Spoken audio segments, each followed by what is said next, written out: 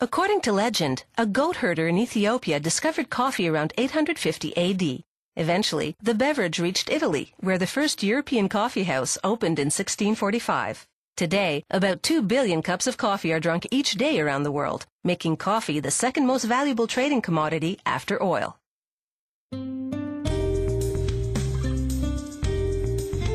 Coffee's flavor depends on the region where it grows and the way coffee makers roast and blend the beans. Here in Costa Rica, they grow coffee plants from sprouted seeds kept in containers for a full year before they transplant them into the field. From seed to first harvest takes about 2 years.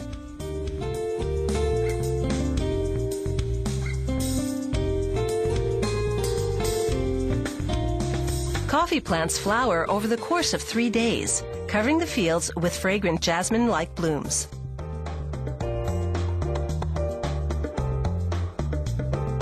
Over 6 months' time, the buds grow and ripen into red cherries that contain the coffee bean. Pickers harvest the red cherries, leaving the green ones to ripen. They'll return to pick the cherries from the same plant 5 times in 3 months as they ripen. Pickers do their best to have no more than 2 green for every 100 red cherries they harvest.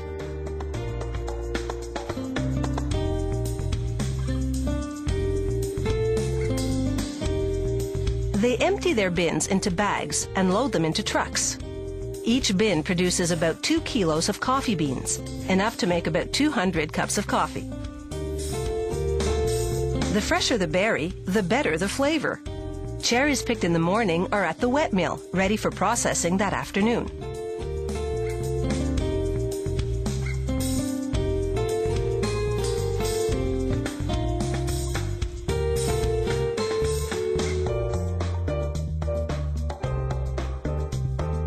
At the wet mill, water channels wash the cherries and drop them off at a worm screw.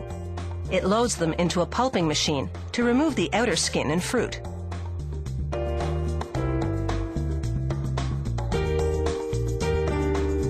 A rotating drum presses the cherries against the wall of the pulper and squeezes out the bean.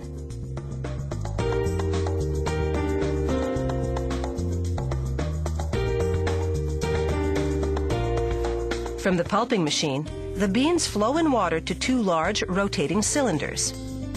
They sift the beans to separate them from any of the hard green cherries that passed through the pulping machine.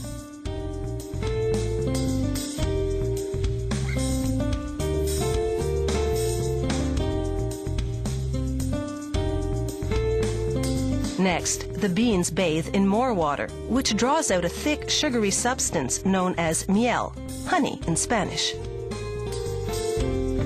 The coffee maker then feels the washed beans to make sure they're no longer sticky.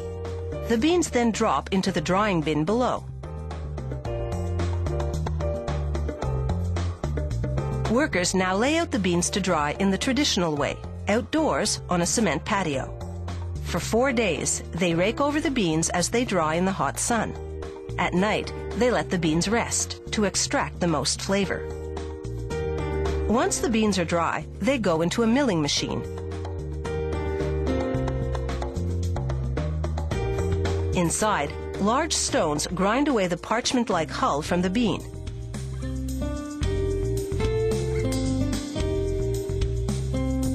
Drying methods vary among coffee makers. They're a closely guarded secret. The beans can also dry mechanically in rotating drums that pump in heated air. Workers closely monitor the process and empty the drums when the beans are dry. A supervisor smells them to check for a vinegar-like odor. That would mean the beans are fermenting, a result of improper drying. The dry beans have their husks removed, then go onto an oscillating table that separates them by weight into 3 grades, the heaviest being the first-grade beans. Workers pour out each grade into burlap bags. Their contents must weigh in at exactly 69 kilos per bag. Finally, they stitch them up and stack them for shipping.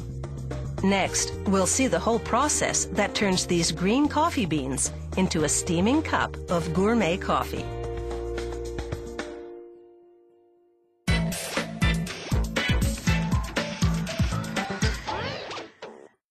Coffee boasts over 800 flavor characteristics, at least double those of wine. Roasting reduces the amount of caffeine in the bean. To achieve a dark espresso roast, the beans remain in the roaster the longest, so they have the least caffeine. It's the concentrated brew that packs espresso's punch.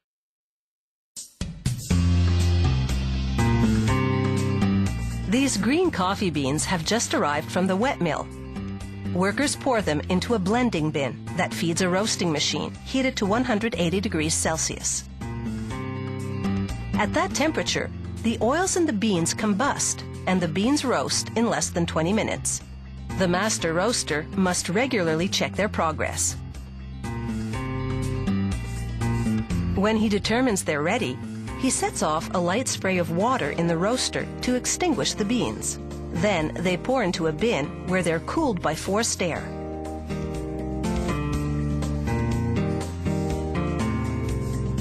As they roast, the beans go from green to golden brown, then black. Before roasting an entire shipment of beans, coffee makers first test a small batch. They follow a standardized procedure at the plant's testing laboratory. First, they roast 300 grams of beans in a small gas oven for a few minutes.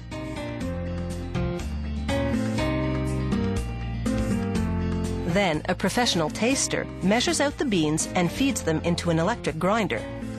She prepares 4 separate cups of coffee with the same coarse grind. It takes 4 tastes to make sure all is well, 20 to detect the source of a problem roast. She begins by pushing aside the foam at the surface to release the intense aromas, a technique known as breaking the cup. She smells each cup in turn, a sure way to know if something is wrong with the roast.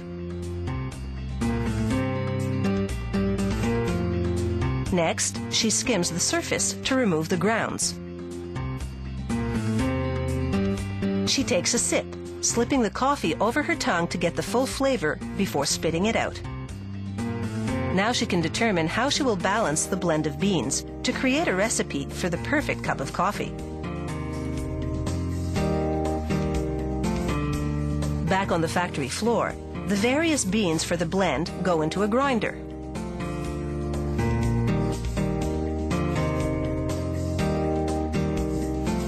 It will produce the desired grind, coarse, medium, or a fine espresso like this. Now the coffee is ready for packaging. It's a fully automated process thanks to this machine that forms, fills, and seals the bags. Gourmet coffee must go piping hot from the grinder to the bag to ensure freshness. As the machine seals each bag, it pumps in nitrogen to replace the oxygen that makes coffee stale.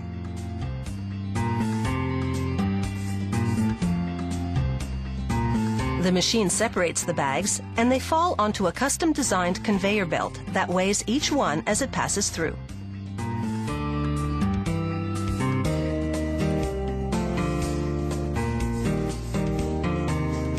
Over at the espresso machine, the barista demonstrates the technique required for a perfect espresso.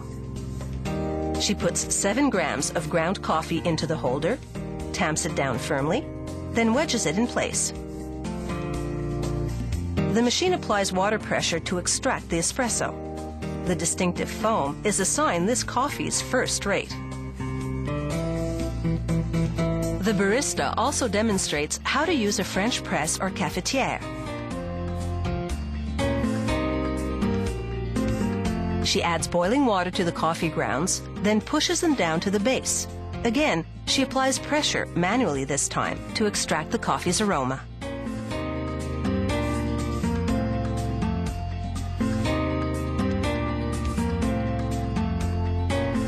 Finally, she demonstrates how Costa Ricans make a traditional cup of coffee. She places a correador, a fine cotton sieve, over the cup, pressing on the ground coffee with a spoon as she pours in boiling water. No matter which one you choose, with the right gourmet roast, All three methods will produce an outstanding cup of rich, flavorful coffee.